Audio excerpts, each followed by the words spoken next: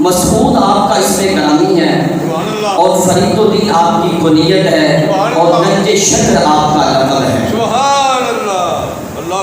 اور گنج شکر کی وجہ کیا ہے، آپ اس لقب کے ساتھ کیوں مشہور ہوئے؟ تو اس کی ایک وجہ یہ ہے کہ آپ نے ایک مرتبہ مسلسل روزہ رکھا اور پے در پے 6 دن کچھ بھی کھائے پیے بغیر گزر گئے. بھوک کی وجہ سے آپ بے حال ہو گئے. بھوک سے بےتاب ہو کے آپ نے ہاتھ اپنا زمین کی طرف بڑھایا، زمین سے کچھ کنکریاں اٹھائیں اپنے منہ میں ڈال لی. بس کنکریاں منہ میں ڈال رہی تھی کہ وہ شکر کی ڈالیاں بن گئی. آپ نے پھر کنکریاں اٹھائی، پھر منہ میں ڈالی، پھر وہ شکر کی ڈالیاں بن گئی.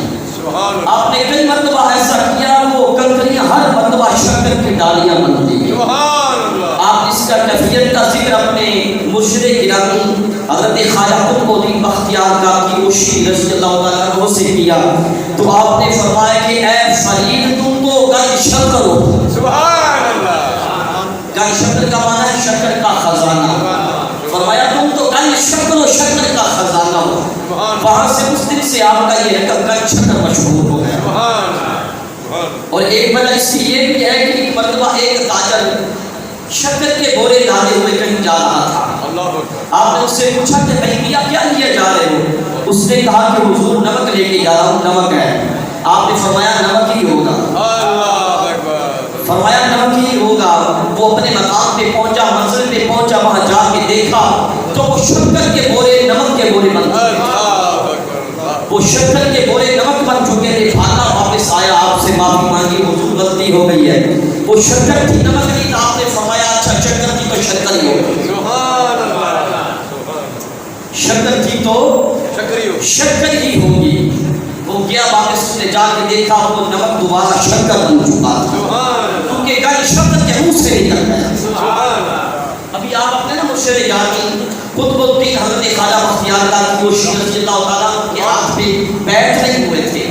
آپ کے دست اقدس پہ ابھی آپ نے بیعت نہیں کی تھی. یہ اس سے پہلے کی بات ہے، پہلے کا واقعہ ہے. آپ نے صدوق کی منازل کے لیے بڑے دور دراز کے سفر کیے اور کئی اجلہ اولیاء کرام سے آپ نے انتساب فیض فرمایا. حتیٰ کہ بغداد شریف میں بخار میں ایک بزرگ سے آپ کی ملاقات ہوئی. بخارا میں آپ فرماتے ہیں کہ ایک پرہیبت بزرگ حضرت شرف الدین باخبری رحمۃ اللہ علیہ کے ساتھ میری ملاقات ہوئی. توجہ ہے آپ کی. فرماتے ہیں وہ پرہیبت بزرگ حضرت شرف الدین باخبری رحمۃ اللہ علیہ سے میری ملاقات ہوئی. میں ان کے پاس حاضر ہوا تو مجھے دیکھ کے وہ لوگوں کو فرمانے لگے کہ یہ شخص اپنے زمانے کے عظیم اولیاء کرام میں سے ہوگا. گنج شکر فرید کے بارے میں وہ اللہ کے ولی کہنے لگے کہ یہ اپنے زمانے کے علی عظیم اولیاء اللہ سے ہوگا. اور پھر دیکھ لو ویسے ہی ہوا آج 4 رنگ عالم میں میرے گنج شکر فرید کے ڈنکے بج رہے ہیں. لوگ تو آج میرے حضور میرے آقا پیارے مدینے والے آقا کے علم غیب کا انکار کرتے ہیں، مگر دیکھ لیں کہ میرے حضور کے غلاموں کی یہ شان ہے کہ وہ بعد میں ہونے والے کاموں کی خبریں پہلے بتا رہے ہیں.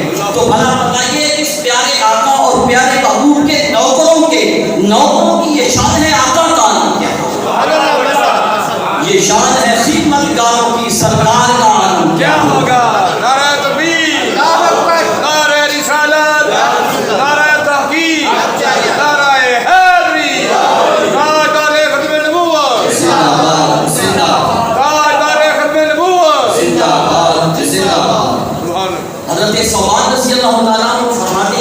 کہ میرے آقا نے فرمایا اللہ نے میرے لیے ساری وہ زمین کو لپیٹ دیا.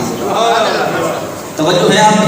آپ اپنی فرماتے ہیں کہ میں نے زمین کے مشارق کو بھی دیکھ لیا، زمین کے مغارب کو بھی دیکھ لیا، مشارق کو بھی دیکھ لیا اور مغارب کو بھی دیکھ لیا. اور یہ مشارق بھی جمع کا لفظ ہے اور مغارب بھی جمع کا لفظ ہے. اور عربی میں جمع کا اطلاق کم سے کم 3 پہ ہوتا ہے. ایک کے لیے واحد کا صیغہ بولا جاتا ہے، 2 کے لیے تسنیہ کا صیغہ بولا جاتا ہے، اور 3 سے اوپر جتنے عدد ہیں ان سب کے لیے جمع کا صیغہ بولا جاتا ہے.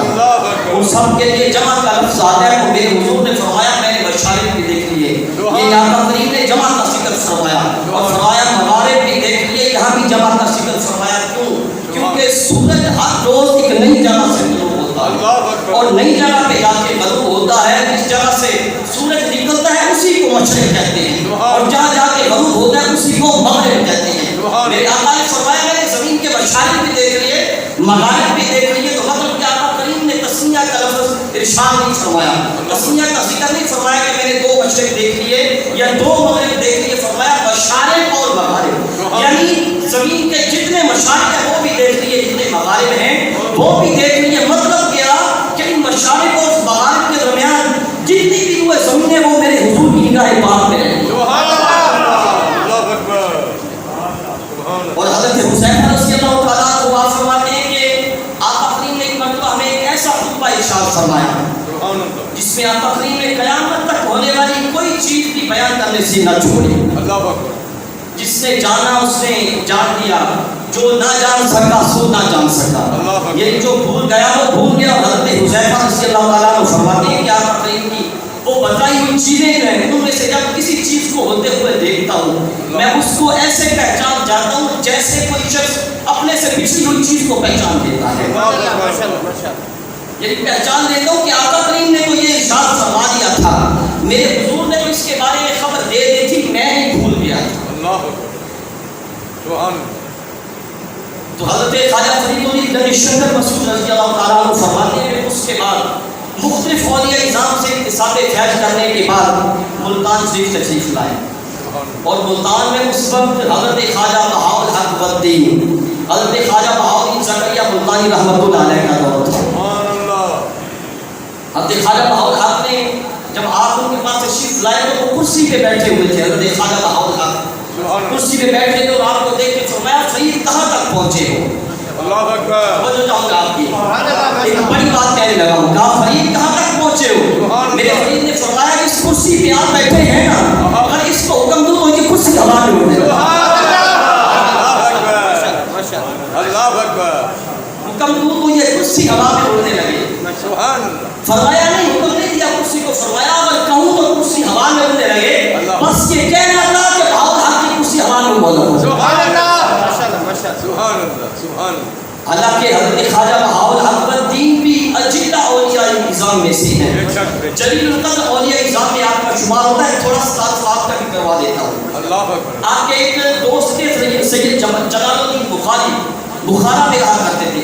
حضرت خواجہ بہاءالدین زکریا ملتانی کے دوست ایک مرتبہ آپ کو ملنے کے لیے ملتان آئے. مگر کہاں ملتان کی گرمی, کہاں بخارا کا ٹھنڈا موسم. وہ گرمی کی وجہ سے پریشان رہتے تھے. ایک دن گرمی کی وجہ سے گھبرا گئے اور گھبرا کے بخارا کے ٹھنڈے موسم کو یاد کر رہے تھے. مگر اللہ کے ولی حضرت خواجہ بہاءالحق والدین نے کشف کر دیا, ان کی دلی کیفیت کو جان لیا.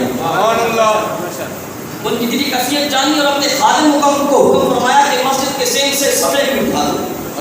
صفے توجہ ہے آپ سب کی. سین سے صفے اٹھا دو اور جھاڑو پھیر دو. اس نے صفے اٹھائی, جھاڑو پھیرا, چونی جھاڑو پھیر کے فارغ ہوا, اسی وقت بادل آ گئے. موسلادھار بارش ہوئی, اولے بھی برسے. بارش بھی ہوئی اور اولے بھی برسے. اور پھر خدا کی قدرت کو بارش اور اولے صرف مسجد میں ہی ہوئے. میرا خیال ہے کہ شاید آپ سمجھ میں نہیں آئی. جس کو سمجھ آئی ہے وہ ضرور بولے, جس کو سمجھ نہیں آئی وہ آخر تک سمجھنے کی کوشش کرے. بے خبر ہو کہ یہاں کوئی نہ بیٹھے سمجھنے کی کوشش کیا تھا. وہ صرف مسجد میں ہوئے تھے, مسجد سے باہر نہ بارش ہوئی تھی نہ اولے. حضرت خواجہ بہاءالدین زکریا ملتانی رحمۃ اللہ علیہ سحر کی نماز کے وقت تشریف لائے تو اس مسکرا کے سید زادے کو فرمایا سید صاحب بتاؤ کہ بخارا کی برف اچھی ہے یا ملتان کے اولے اچھی. انہوں نے عرض کیا حضور ایسی حالت میں تو ملتان کے اولے ہی اچھے. اس طرح آپ کا دور ہے. ایک بہت بڑا عالم بخارا سے دہلی آیا, بہت بڑا عالم. علم کا یہ کمال تھا, اتنا علم تھا کہ چند ہی دنوں میں دہلی کے دور دراز تک اس کی شہرت ہو گئی. اس کی شہرت کا چرچا ہو گیا. وہ پھر اس کے بعد وہ ملتان آیا اور ملتان کی یہی حال کہ تھوڑے ہی دنوں میں اس کی شہرت دور دور تک پھیل گئی. لوگ اس کی بڑی تعظیم کرتے ہیں اور بڑا اس کا عالم کرتے ہیں. اس کو حضرت خواجہ بہاءالحق والدین کے بارے میں بھی علم ہو گیا, اللہ کے ولی کا بھی علم ہو گیا, مگر علم تھا, علم کا غرور تھا. اس لیے آپ سے ملاقات کو اپنی توہین سمجھتا تھا. بہت عرصے کے بعد جب جانے لگا تو لوگوں نے اصرار کیا, کہا کہ آپ ایک مرتبہ اس درویش کو مل تو لیں گے.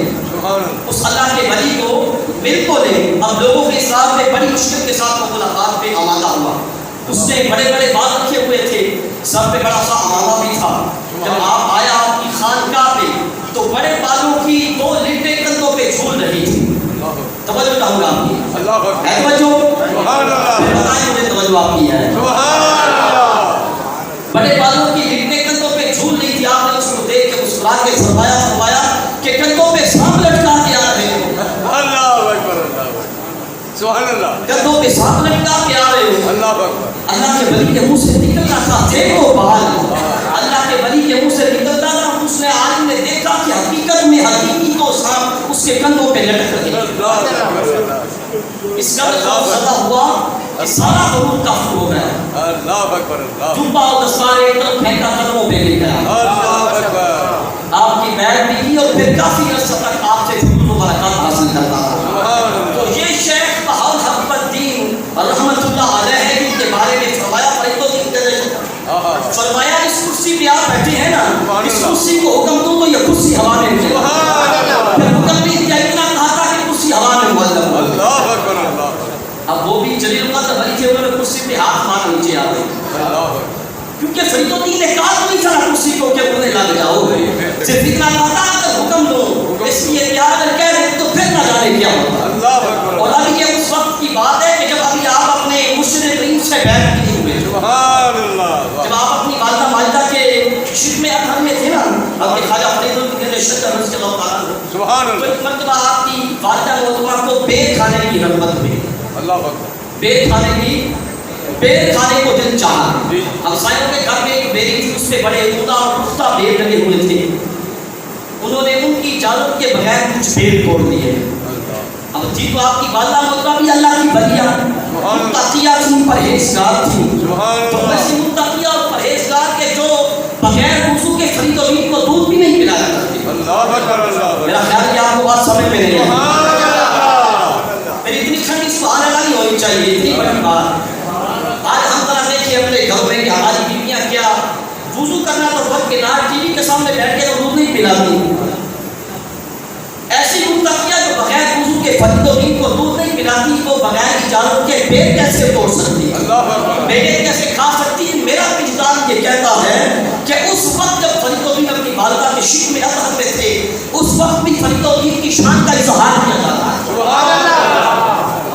انہوں نے بیر توڑ لیے, کھانے لگی تو آپ اپنی والدہ کے پیٹ میں بے قرار ہو گئے. اتنے بے قرار ہوئے کہ ان کے ہاتھ سے بیر نیچے گئے. نہ کھا سکی, یہ خواہش پوری نہ ہو سکی. بعد میں جب سن شعور کو پہنچے تو آپ کی والدہ محترمہ کہ بالکل متقیہ بھی پریشان. کہا بیٹے جب آپ میرے پیٹ میں تھے نا, میں نے کبھی کسی مشروب چیز کو بھی نہیں کھائی. آپ نے جب یہ سنا تو مسکرا پڑے. مسکرا کے کہا امی جان اگر کبھی بیر جیسی مشروب چیز کو کھانے کو آپ کا دل بھی چاہا تو میں نے بے قرار ہو کے کھانے ہی نہیں دیا. تو اس سے پتہ یہ چلتا ہے کہ میرے گنج شکر فرید مادر زاد بنی. میرے گنج شکر فرید پیدائشی طور پہ بنی تھی. یہ اس وقت کے حالات اور واقعات ہیں جب ابھی آپ بیٹھ نہیں ہوتے, جب بعد میں بیٹھ گئے تو اس وقت کی بات سنیں. ایک مرتبہ آپ کی محفل لگی ہوئی ہے اور ایک شخص آپ کی محفل میں حاضر ہے. اس نے بتایا ملتان سے آیا تھا, شیخ بہاؤل حق الدین کی خدمت میں رہا تھا.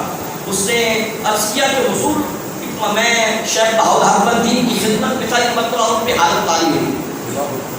حالت طاری ہوئی تو سب سواری پہ سوار ہو کے شہر بھر میں ڈنڈورا پٹوا دیا. توجہ چاہوں گا, توجہ ہے. شہر بھر میں یہ اعلان کروا دیا, ڈنڈورا پٹوا دیا کہ آج وہ شخص بھی بہاؤل زکریا ملتانی کے چہرے کو دیکھے گا, قیامت کے لیے دوزخ میں نہیں جائے گا.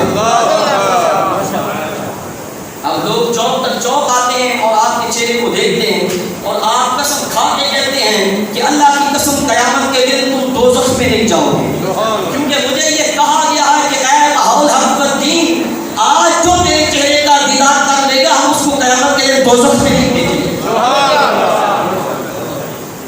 تو میرے گنج شکر فرید اسرار الاولیاء اپنی کتاب میں فرماتے ہیں کہ جب اس کی یہ حکایت ختم ہوئی اس بتانے والے کی یہ بات ختم ہوئی تو مجھ پہ حالت تاری ہو گئی. توجہ چاہوں گا. مجھ پہ حالت تاری ہو گئی اور فرمایا بہاؤالدین زکریا نے تو یہ اعلان کیا ہے کہ آج جو میرے چہرے کو دیکھے گا وہ دوزخ میں نہیں جائے گا. فرمایا میں یہ اعلان کرتا ہوں, میں قسم کھا کے یہ کہتا ہوں کہ جس نے میری بیعت کی ہوگی, جس نے میری بیعت کی ہوگی یا مجھ سے مصافحہ کیا ہوگا یا میرے بیٹوں کا ہاتھ پکڑا ہوگا یا میرے مریدوں کی بیعت کی ہوگی یا میرے خانوادہ کی بیعت کی ہوگی, وہ ہرگز وہ دوزخ میں نہیں جائے گا. جس سے میرے مریدوں کی بیعت کی ہوگی وہ دوزخ میں نہیں جائے گا. کیونکہ میرے پیر و مرشد کریم حضرت خواجہ بختیار کاکی وشی نے فرمایا کہ اے فرید, رب تعالیٰ نے تجھے وہ رتبہ عطا فرمایا کہ جو شخص تیرا یا تیرے بیٹوں کا یا تیرے مریدوں کا مرید ہو جائے گا وہ دوزخ میں نہیں جا سکتا, وہ دوزخ میں نہیں جائے گا, وہ بھی ضرور جنت میں جائے گا. اور اس وقت آپ کے زمانہ مبارکہ میں بعد میں بھی تقریباً یہ بارپن شریف کا نام اجودن رہا ہے. بارپن شریف کا نام پہلے اجودن تھا. یہ فرمانے کے بعد فرماتے میرے مشرقین نے یہ فرمایا ہے کہ وہ بھی ضرور جنت میں جائے گا. اور فرماتے ہیں کہ مجھے بھی 1000 بار یہ آواز آ چکی ہے کہ فرید اجودنی نیک بخت بندہ. فرید اجودنی نیک بخت بندہ. حکمت کا ایک جوگی آیا آپ کی بارگاہ میں آپ کو آزمانے کے لیے, آپ کا امتحان لینے کے لیے. ایک تھا تو نہیں گیا,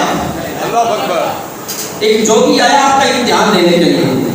سب جھکائے بیٹھ گیا, کافی دیر تک بیٹھا رہا, آپ نے کی نگاہ پڑی, جان تو گئے تھے پہلے, نگاہ پڑی, نگاہ ڈالی تو اس کو فرمایا اپنا سر اٹھا. اس نے سر اٹھایا, خود بھی اٹھ کے کھڑا ہو گیا, ہاتھ آگے بڑھا دیا. آپ نے اسے فرمایا کہاں کا ہے اور کیوں آیا ہے, یہ کہاں کا رہنے والا ہے اور کیوں آیا ہے. اس نے کچھ جواب نہ دیا. آپ نے 2-3 مرتبہ پوچھا تو اس نے یہ عرض کیا کہ آپ کے چہرہ انور کی حیرت نے مجھ پہ ایسا اثر کیا ہے کہ میری بات کلام ہی نہیں کر سکتا. یہ شان ہے خدمت گاروں کی, سرکار کا عالم کیا ہے. یہ غلاموں کے چہروں کی شان ہے, آقا کے چہرہ انور کی شان کیا ہے. چند بدر شاہی متے چمکتی لاڈ نورانی کالی زلف دی اک مستانی ہے مغفور کی ہے من. کہ آپ کے چہرہ کی حیرت نے مجھ پہ ایسا اثر کیا ہے کہ میری زبان کلام ہی نہیں کر رہی. آپ نے حضور فرید الدین کے شکل میں لوگوں کو مخاطب کرتے فرمایا یہ آیا تھا دعویٰ کر کے, یہ میرا امتحان لینے کے لیے آیا تھا, یہ ہمارا امتحان لینے کے لیے آیا تھا.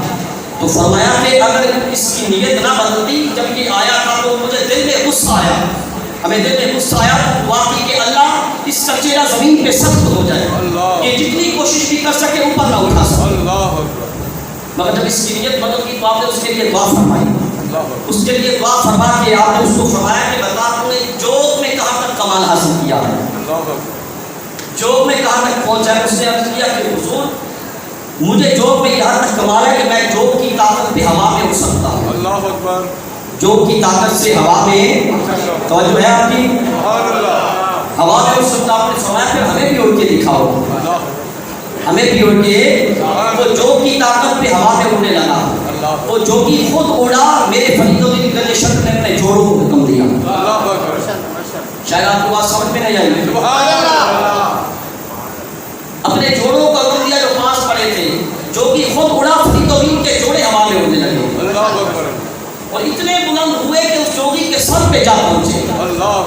جدھر جوگی جاتا ہے آپ کے جوڑے بھی ادھر ہی جاتے ہیں اور اس کے سر میں مارتے بھی ہیں, اللہ کہ اس کو مار مار کے زمین پہ لے جائے. وہ زمین پہ آیا, بھاگ کے آپ کے قدموں پہ آ گرا اور اس نے یہ اقرار کیا کہ اس کے جوڑے اتنے بلند ہیں وہ خود کتنا بلند ہوگا. اس کے جوڑے اتنے بلند ہیں وہ خود کتنا بلند ہوگا. کلمہ بھی پڑھا, کلمہ پڑھ کے مسلمان بھی ہو گیا. جہاں پہ قلندرے لاہوری بولے نگاہ بلی میں وہ تاثیر دیکھی, بدلتی ہزاروں کی تقدیر دیکھی. اور آپ کے محبوب خلیفہ حضرت خواجہ نظام الدین اولیاء محبوب الہی نصیر اللہ تعالیٰ کو, آپ کے خلیفہ احمد حضرت شیخ نصیر الدین چراغ دہلوی اور آپ کے محبوب خلیفہ حضرت خواجہ نظام الدین اولیاء محبوب الہی آپ کو محبوب بھی فریدونی کا نشانہ نہیں بنایا. خدمت میں رہتے تھے ایک مرتبہ آپ نے فرمایا نظام الدین بتا محب بنے گا یا محبوب بنے گا؟ توجہ ہے نا آپ کی؟ بتاؤ محبوب بنو گے یا محب بنو گے؟ عرض کیا حضور اگر اجازت ہو تو اپنی والدہ سے نہ پوچھا ہوں. سفر تھا آپ نے فرمایا جاؤ پوچھو. اب چلے اپنی والدہ کی طرف اپنے گھر کی طرف چلے. راستے میں ایک مجذوب بیٹھا تھا. کون بیٹھا تھا؟ مجذوب بیٹھا تھا. جب نظام الدین پاس سے گزرے نا تو اس نے بھی فرمایا بتاؤ محب بنو گے یا محبوب بنو گے؟ نظام الدین پاس سے گزرے بتایا کچھ نہیں ہے. کہا محبوب بنو گے یا محب بنو گے؟ تو نظام الدین خواجہ محبوب الہی نے فرمایا کہ آپ ہی بتا دو کیا بنو. فرمایا نہیں والدہ سے پوچھنے جا رہے ہو نا انہیں سے پوچھ کے آؤ. جن سے پوچھنے جا رہے ہو انہیں سے پوچھ کے آؤ. اگر وہ نہ بتائے تو پھر میرے پاس آ جانا. اگر وہ نہ بتائے تو پھر میرے پاس آ جانا. آپ گئے اپنے گھر پہنچے والدہ سے پوچھا. عرض کیا آپ لوگوں کی مائیں بھی صاحب حال ہوا کرتی تھی. جا کے عرض کیا تو ماں نے فرمایا بیٹے وہ جو راستے میں ملا تھا اسی سے پوچھ لینا تھا. جو راستے میں ملا تھا اسی سے پوچھ لینا تھا. ماں کے کہنے پہ واپس آئے جہاں پہ وہ مجذوب بیٹھا ہوا تھا مگر اب وہ موجود نہیں ہے. اس کے بارے میں لوگوں سے پوچھا تو لوگوں نے بتایا کہ اس کا تو انتقال ہو گیا ہے. اس کا تو توجہ ہے آپ کی؟ جس کی توجہ ہے وہ بتائے مجھے. بتایا اس کا تو انتقال ہو گیا. لوگوں سے پوچھا کہ وہ کہاں ہے؟ کہا کہ وہ کھلا جو کوڑے کا ڈھیر ہے اگوڑی پہ پھینکا پڑا ہے. اگوڑی پہ پھینکا پڑا ہے. گئے وہاں پہ اگوڑی کے کوڑے کے ڈھیر پہ گئے اور جا کے مجذوب کے پاس جا کے کھڑے ہوئے. فرمایا کہ تمہارا تو وعدہ تھا اگر ماں نہ بتائے تو پھر میرے پاس آ جانا. میرا ایک سوال تھا کہ محبوب بنوں یا محب بنوں. جب آپ نے یہ کہا وہ مجذوب اٹھ کے بیٹھ گیا. آپ کی ہاتھ میں ویسے بہت تیز ہے. نعرہ تکبیر، نعرہ رسالت، نعرہ تحقیق، نعرہ حیدری، تاجدار ختم نبوت، تاجدار ختم نبوت، فیضان اولیاء، فیضان اولیاء. وہ مجذوب اٹھ کے بیٹھ گیا. فرمایا محبوب بننا محب نہ بننا. کیوں؟ نہیں تو دیکھ لو حال ہے. محب بنو گے تو کفن بھی نصیب نہیں. پھر واپس آئے مرشد کریم کی بارگاہ میں عرض کیا. پھر مرشد نے آپ کو محبوب الہی محبوب بنایا ہے.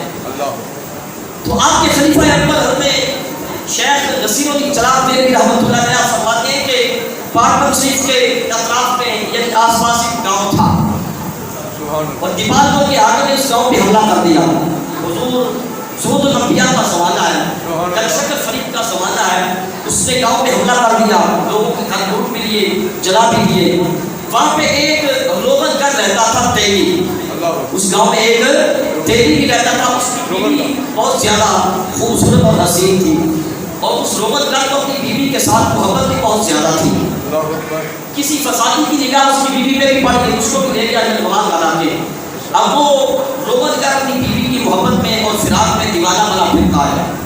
اس کو کسی نے یہ کہا بتا دیا کہ جا تیری درد کی دوا فرید الدین کے پاس ہے. تیرے درد کی دوا وہی کر سکتے ہیں, ان کے پاس چلا جا. اب اس کے کہنے پہ وہ آپ کی بارگاہ میں حاضر ہوا, بڑا پریشان تھا اور میرے گھر شکر فرید کا یہ معمول تھا کہ جو بھی پریشان آتا میں اس کو کھانا کھلاتے تھے. میرے آپ اسے کھانا کھلاتے تھے. تب وہ آیا تو آپ کا خادم اس کے لیے کھانا لے کے آیا. کھانا لے کے آیا. اس نے عرض کیا کہ مجھے مدت ہو گئی ہے, میں کھانا چھوڑ چکا ہوں, میں کھانا چھوڑ چکا ہوں. آپ نے وجہ دریافت کی تو اس نے سارا معاملہ عرض کیا کہ میری بیوی مجھ سے جدا ہو گئی ہے. آپ نے فرمایا کہ تم کھانا کھاؤ, کچھ اجر نہیں کہ رب تعالیٰ تمہاری مشکل آسان فرمائے. آپ کے کہنے میں اس نے کوئی 4-5 منٹ میں مجبوراً حلق سے نیچے اتارے مگر جیسے کانٹے کھا رہا ہوں, کانٹے نکل رہا ہوں. جب کھا کے فارغ ہوا تو عرض کیا حضور میری مشکل کا کوئی حل. آپ نے فرمایا کہ کچھ دن تمہیں ہمارے پاس رہنا ہوگا, کچھ دن ہمارے پاس رہنا ہوگا. اب آپ کے کہنے میں وہ آپ کی خانقاہ کے کونے میں جا کے بیٹھ گیا. مگر حالت یہ ہے کہ ہر گھنٹے کے بعد آپ کے پاس حل ہوتا ہے اور آپ کو پوچھتا ہے کہ میری بیوی نہیں ملی ابھی تک, مگر آپ ہر وقت باخندہ پیشانی کے ساتھ اسے تسلی دیتے ہیں. کوئی 3-4 ماہ گزرے تھے کہ وہی حاکم دیوال کو اس نے سپاہیوں کو حکم دیا کہ اسی گاؤں کے منشی کو میرے پاس گرفتار کر کے لایا جائے، کیونکہ لوگوں نے مخبری کی تھی کہ وہ منشی اپنے وقت کے خلاف سازشیں کرتا ہے۔ سپاہیوں کو حکم دیا، سپاہی اس کو گرفتار کر کے بیٹیاں پہنا کے لانے لگے، تو اس منشی نے یہ کہا تمہیں بہت سارا مال و دولت دوں گا۔ سپاہیوں کو کہا مگر مجھے ایک موقع دو کہ میں فرید الدین کے شکر کی بارگاہ میں حاضر دے دوں۔ اب وہ مال و دولت کی لالچ میں آگے شاید کیسے تو نہیں اجازت دیتے، مگر وہ مال کی لالچ میں آگے اور جانے دیا۔ جب وہ آپ کی بارگاہ میں آیا، بیٹیاں پہنی ہوئی ہیں، بیڑیوں میں جھگڑا ہوا ہے۔ فرید الدین کے شکر نے جب حالت دیکھی تو سبق دریافت فرمایا کہ یہ حالت کیوں ہے۔ اس نے ساری حالت رس کی کہ حضور لوگوں نے مخبری کر دی ہے کہ میں حاکم کے خلاف سازشیں کرتا ہوں، مگر ایسا نہیں ہے۔ تو میرے فرید الدین کے شکر نے فرمایا اگر حاکم تجھے رہا کر دے ہمیں کیا دو گے؟ بل ہے آپ کی اگر تجھے باعزت رہا کر دے تو ہمیں کیا دو گے؟ اس نے کہا حضور جو کچھ ہوگا سارا کچھ پیش کر ہوگا۔ اب نے فرمایا وہ سارا کچھ میں شکرانے میں تمہیں دیتا ہوں، جو شکرانے ہمیں دینا ہے وہ سارا کچھ تمہیں دیتا ہوں، مگر یہ ہے کہ مجھے امید ہے کہ حاکم تجھے خلت فاخرہ سے بھی نوازے گا، تجھے عزت و تکریم بھی عطا کرے گا، لیکن تمہیں وہ ایک کنیز دے گا، ایک لونڈی دے گا، تمہیں ایک لونڈی دے گا۔ وہ لونڈی تم اس روغن گھر کے حوالے کر دینا، وہ لونڈی اس کو دے دینا، وہ روغن گھر کو تیری عرض کرنے لگا حضور میں بہت زیادہ مالدار ہوں، اتنا مال و دولت ہے کہ میں 8 لونڈیاں خرید سکتا ہوں، مگر مجھے تو اپنی بیوی چاہیے، اپنی بیوی کے سوا کچھ نہیں چاہیے۔ آپ نے فرمایا تو میرے کہنے پہ چلا جا۔ میرا خیال ہے آپ کو بات سمجھ نہیں آئی، آپ کی ہٹ رہی ہے۔ آپ نے فرمایا میرے سے کہنے پہ چلا جا۔ وہ صاحب چل دیا آپ کے حکم پہ۔ اب جا کے سپاہیوں نے اس منشی کو حوالات میں بند کر دیا، وہ روغن گر ازلتا حوالات کے دروازے میں بیٹھ گیا۔ دوسرے دن صبح جب سپاہیوں نے اس منشی کو حاکم کے سامنے پیش کیا، حاکم بہت زیادہ رحم تھا، اس سے دیکھا، لوگوں نے دیکھا کہ دیکھو اب کیا کرتا ہے یہ منشی کے ساتھ بہت زیادہ سزا دے گا، لیکن گن شکر کے منہ سے نکلا تھا۔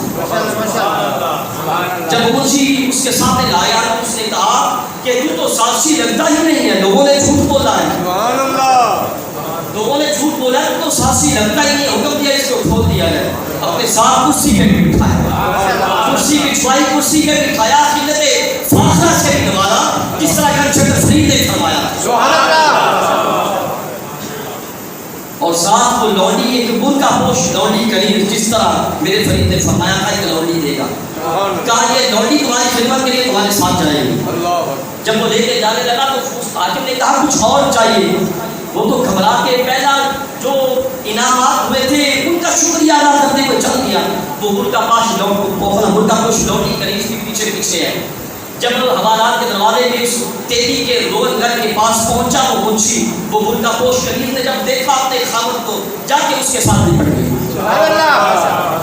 اب وہ گھبرا کے روغن گھر کے تم کون ہو؟ آج مجھے نپٹ گئی۔